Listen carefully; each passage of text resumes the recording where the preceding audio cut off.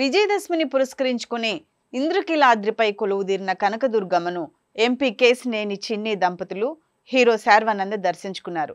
ముందుగా ఆలయ ప్రధాన ద్వారం వద్ద వీరికి అధికారులు ఘన స్వాగతం పలికారు. దుర్గమ్మను దర్శించుకున్న అనంతరం వేద పండితులు వేద ఆశీర్వచనం అందించగా ఆలయ అధికారులు లడ్డూ ప్రసాదం చిత్రపటాన్ని అందజేశారు.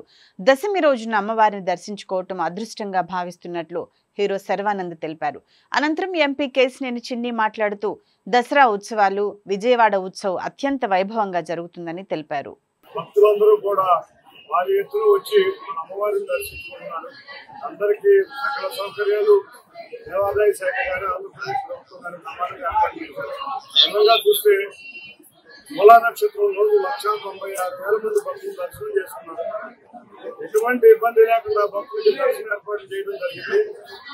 చాలా మంది విఐపీలు రెగ్యులర్ గా వస్తున్నా కూడా భక్తులకు ఎటువంటి ఆటంకం లేకుండా దర్శనం ఏర్పాటు జరిగింది. చాలా వాళ్ళ నుంచి భవానీలు కూడా భారీ ఎత్తున రాబోతున్నారు. ఈ 3 రోజులు కూడా చాలా భారీ ఎత్తున భక్తులు వస్తారు కాబట్టి ప్రతినిత్యం అటెన్షన్ లో ఉండి అధికారులు కానీ అందరూ కానీ ప్రతినిత్యం అక్షరాంశంలో ఉండి ఎక్కడికట్లా క్రౌడ్ మానిటరింగ్ బ్రహ్మాండంగా ఆర్టిఫిషియల్ బ్రహ్మాండంగా చేస్తున్నారు.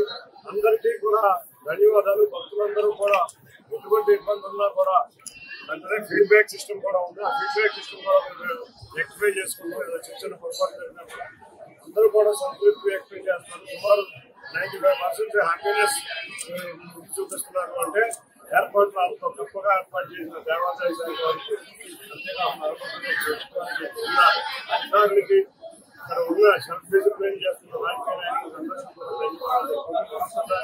అందరికీ ఆంధ్రప్రదేశ్ ప్రజానీకానికి అందరికీ కూడా దసరా శుభాకాంక్షలు. బ్యారికేడ్స్ చూస్తే అక్కడ ఆల్మోస్ట్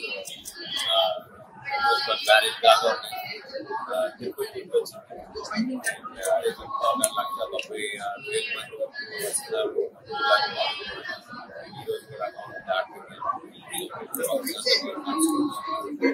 అమ్మవారి దర్శనం